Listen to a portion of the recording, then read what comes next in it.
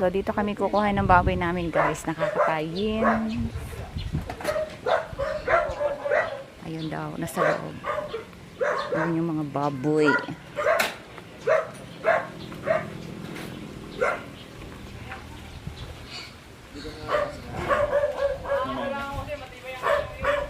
Ay, sakit.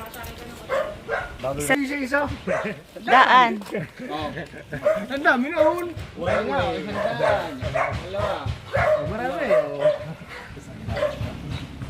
Bawal daw pumasok, guys, kasi baka raw magkasakit. Ha? Ha? Ano? Magkano tayo? Ay, ano timbang? Ilang kilo? 60. 60. Okay. May nagbablog pala sa ate. Ano daw ang hilig mo? Bote ng alak? Hindi naman. Gay, may hangover ka pa, halatang ano eh. Sorry, mami. Ikaw talaga.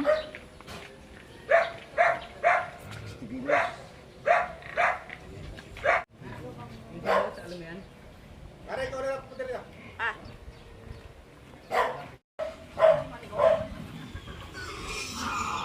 Tali ilong libang ganito. Ilong tayo tali ah.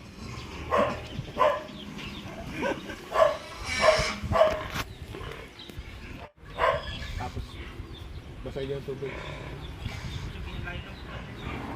Kaya ako ulit. Ano? Tumama ka doon? Ako makakasya pa kayo. Hindi, ako mag-awak na sa loob. Ang haba na. Di ka mo na yung nasa loob, bahala ka na. Ang bigat.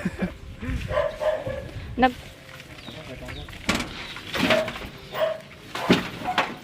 I'm sorry! Oh my God, come on!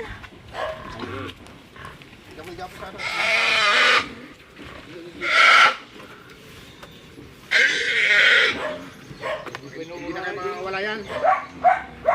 Mga brad. Makatalo sa highway. Nakabol ko na ng tatay kinuwi. Kaya pagkabul sa highway.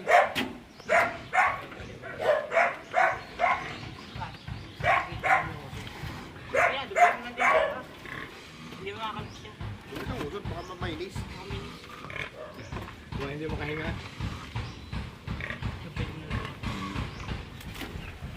Naawa naman ako. Diyan sila pupunta eh. Naawa ako eh. Usapan ka. Ano? Kano ba ito?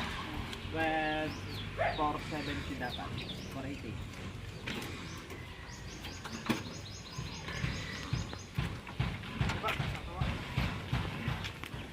Wala ba tayo yung bahay ko? Sa Fantastic.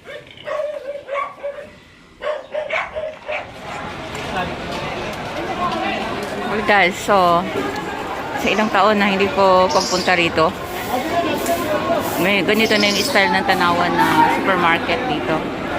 So nasa isang loob na siya, at least diba hindi siya masyado mainit. Ito na yung kambasa ng mga gulay ng ano.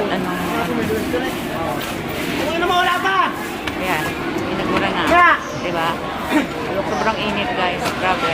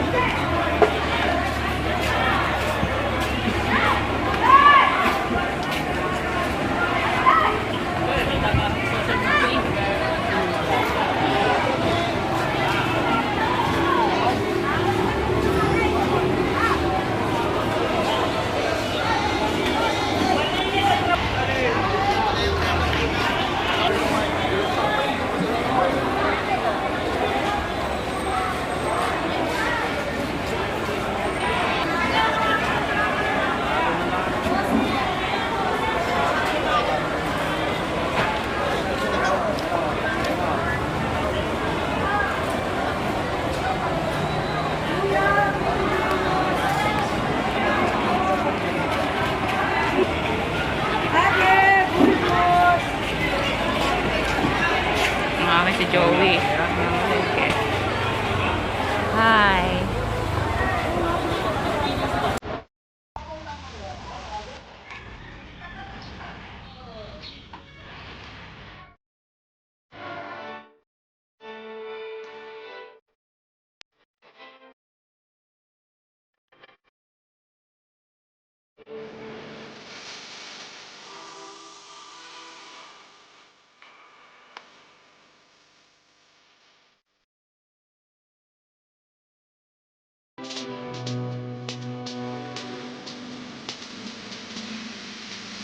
May nakikita kayo dito ng ikaw. Parang saan.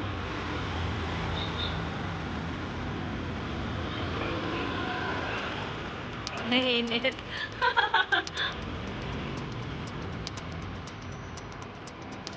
Oo. Ano pa sa lugar? Oo. Ano, kung tatawan? Albor. Ligaw na ligaw po si Papa Jones at si Sir Rusty. Ayan.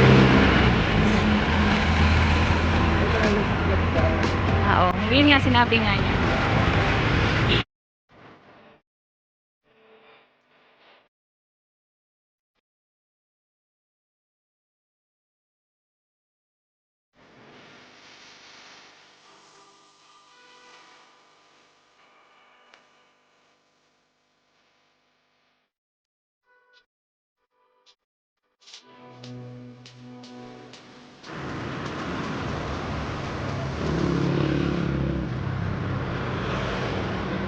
One eternity later. Sama na.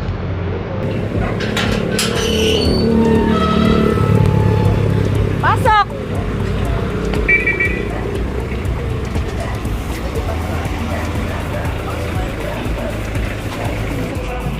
Ah, sige, sige. Okay na daw yan. Hi, Papa Jones! Welcome! Oo, siya pala daw yun, sabi ni Joey. Nice meeting you! Pinadala ni Mama Maris. Hala, ano ito? Thank you. So, ito na yun. Tapos na si Piggy. Yan, naluto na siya. Handang-handa na talaga sa pagkain dahil piyesta nga. Siyempre, naghanda po tayo ng iba't ibang klase ng pagkain o luto mula dito sa atin sa Batangas. At syempre yung mga luto dito talagang sobra grabe ang sasarap. At salamat doon sa mga tumulong sa preparation, sa pagkatay ng baboy. Everything guys, sa una pa lang at ng mga pagtulong ninyo sa akin.